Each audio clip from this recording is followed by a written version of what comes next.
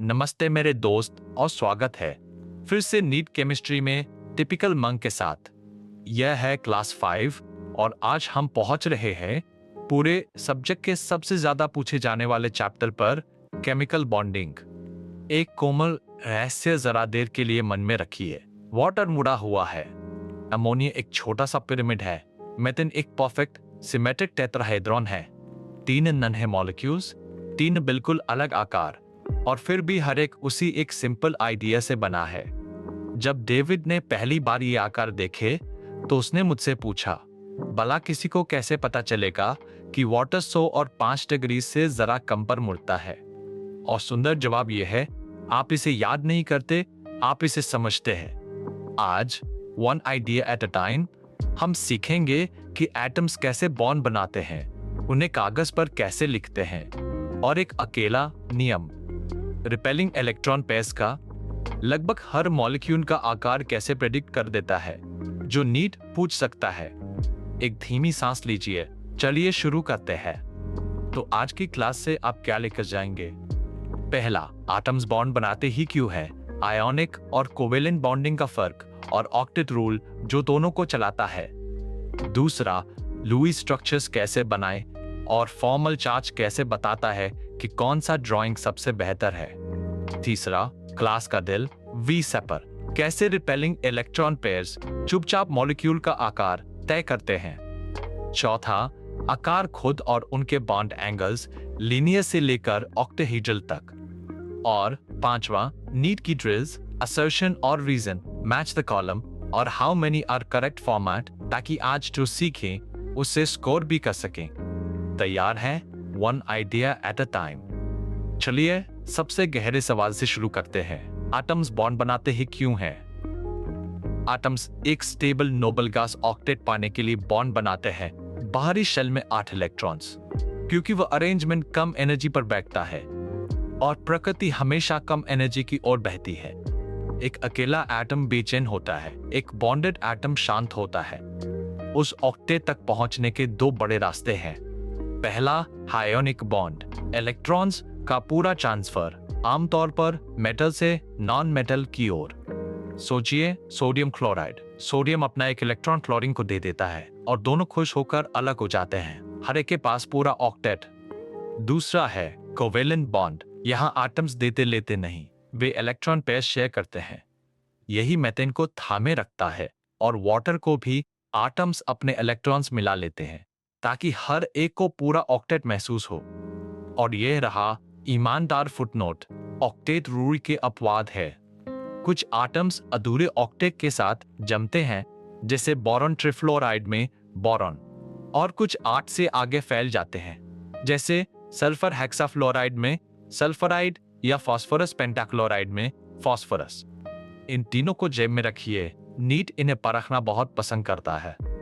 अब जब हम जानते हैं कि एटम्स बॉन्ड क्यों बनाते हैं, तो इसे कागज पर बनाना सीखते हैं।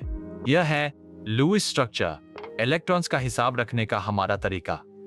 नुस्खा सिंपल है, मॉलिक्यूल में कुल वैलेंस इलेक्ट्रॉन्स गिनिए। पहले बॉन्डिंग पेयर्स को एटम्स के बीच रखिए और बाकी को लोन पेयर्स के रूप में खर्च कीजिए। ऑक्टेट बढ़ते जाइए जब तक हर एटम संतुष्ट ना हो जाए। लेकिन कभी कभी एक से ज्यादा ड्राइंग सही लगते हैं, तो हमें एक जज चाहिए, और वह जज है फॉर्मल चार्ज। फॉर्मल चार्ज बराबर होता है एटम के वैलेंस इलेक्ट्रॉन्स माइनस उसके लोन पेयर इलेक्ट्रॉन्स माइनस उसके बॉन्डिंग इलेक्ट्रॉन्स का आधा। यह बस एक निष्पक्ष सवाल है, क्या इस एटम ने इलेक्ट्रॉन्स का अपना उचित हिस्सा रखा?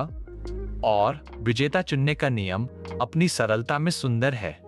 सबसे बेहतर लुईस स्ट्रक्चर वो है जिसके फॉर्मल चार्जेस 0 के सबसे करीब हो।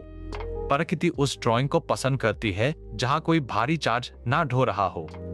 और जब कई अच्छे स्ट्रक्चर सच में बराबर हो, जब मॉलिक्यूल एक ही ड्राइंग में बैठने से इनकार कर दे, तो उसे हम रेजोनेंस कहते हैं। रेजोनेंस को हम क्लास 6 में पूरा खोलेंगे, तो अभी बस यह शब्द बोल दीजिए। अब हम उस आइडिया पर पहुंचते हैं जो चुपचाप पूरे चैप्टर को चलाता है, वो सेपर यानी वैलेंस शेल इलेक्ट्रॉन पेयर।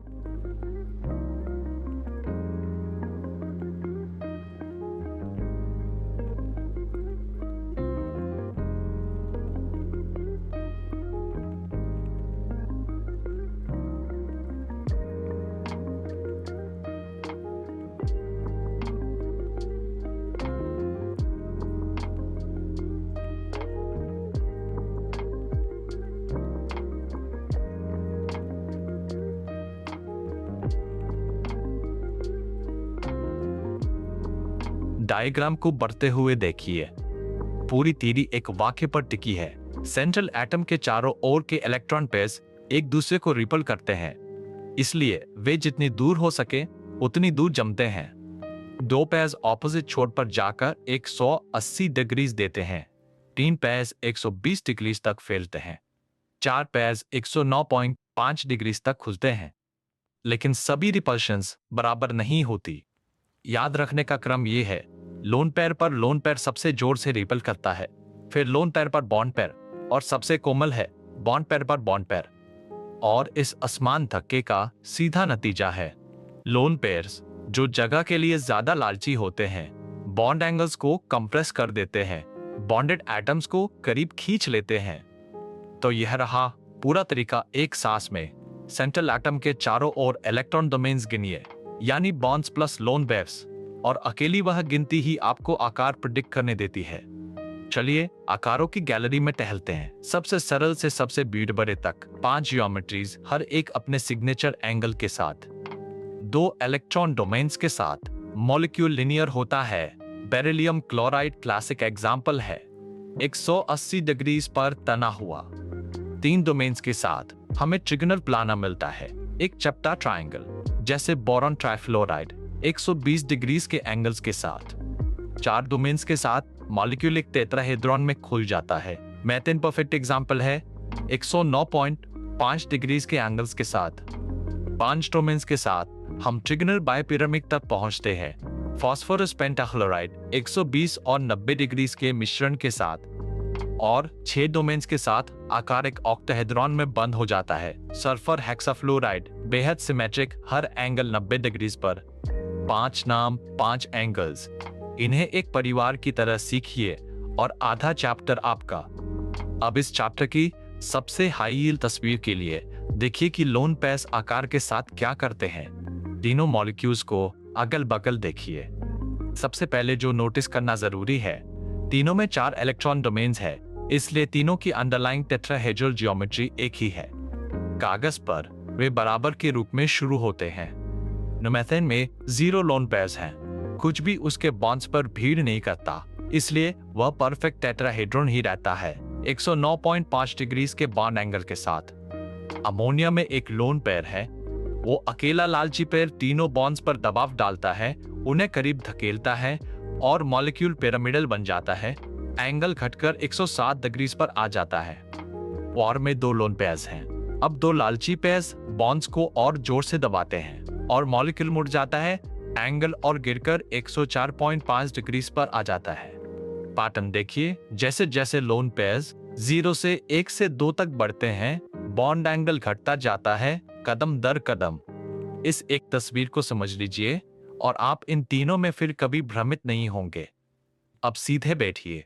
ये 5 लाइंस वही है जो नीट सच में पूछता है साल दर साल। 1 bond angle order, methane 109.5 degrees पर, अमोनिया 160 डिग्रीज से बड़ा, और वह वाटर 104.5 डिग्रीज से बड़ा। इसे ठंडे दिमाग से रट लीजिए। 2 ज्यादा लोन पेयर्स का मतलब है छोटा बॉन्ड एंगल, क्योंकि हर अतिरिक्त लोन पेयर अतिरिक्त रिपल्शन जोड़ता है जो बॉन्ड्स को दबा देता है। 3 ज्योमेट्री और शेप एक ही चीज नहीं है। ज्योमेट्री हर इलेक्ट्रॉन डोमेन गिनती है, शेप लोन पेयर्स को अनदेखा करके सिर्फ एटम्स की सजावट का नाम रखती है। यह फर्क एक फेवरेट ट्रैप है। 4 एक्सपेंडेड ऑक्टेट आकारों को एक सेट की तरह सीखिए। सल्फर टेट्राफ्लोराइड एक सीसो है, क्लोरीन ट्राफ्लोराइड टी शेप्ड है, ज़ेनॉन टेट्राफ्लोराइड स्क्वायर प्लानर है, और ज़ेनॉन डिफ्लोराइड लिनियर है। 5 कार्बन डाइऑक्साइड लीनियर और नॉन पोलर है। 180 डिग्रीज पर भले ही उसके हर बॉन्ड पोलर हों, सिमेट्री खिंचावों को रद्द कर देती है। उस सुंदर विरोधाभास को याद रखिए। अब नीट के तरीके से ड्रिल करते हैं। 4 ऑप्शंस याद रखिए। ऑप्शन ए दोनों स्टेटमेंट्स ट्रू और रीजन असर्शन को एक्सप्लेन करता है। ऑप्शन बी दोनों ट्रू लेकिन रीजन एक्सप्लेन नहीं करता। Option C assertion true, reason false. Option D, assertion false, reason true. पहला assertion, water का bond angle ammonia से छोटा है। रीजन, वाटर में 2 लोन पेयर्स हैं जबकि अमोनिया में सिर्फ एक। सेरा की तरह सोचिए, पहले हर स्टेटमेंट जांचिए फिर कनेक्शन। असर्शन ट्रू है, हाँ वाटर ज्यादा टाइट मोड़ता है। रीजन ट्रू है, हाँ, और क्या रीजन असर्शन को एक्सप्लेन करता है? बिल्कुल, वाटर में अतिरिक्त लोन पेयर ही वजह है कि उसका एंगल छोटा है। दोनों true, reason explains option A. दूसरा, असर्शन, कार्बन डाइऑक्साइड एक नॉन पोलर मॉलिक्यूल है। रीजन, कार्बन डाइऑक्साइड में पोलर कार्बन ऑक्सीजन बॉन्ड्स होते हैं। दोनों स्टेटमेंट्स ट्रू है, कोई शक नहीं।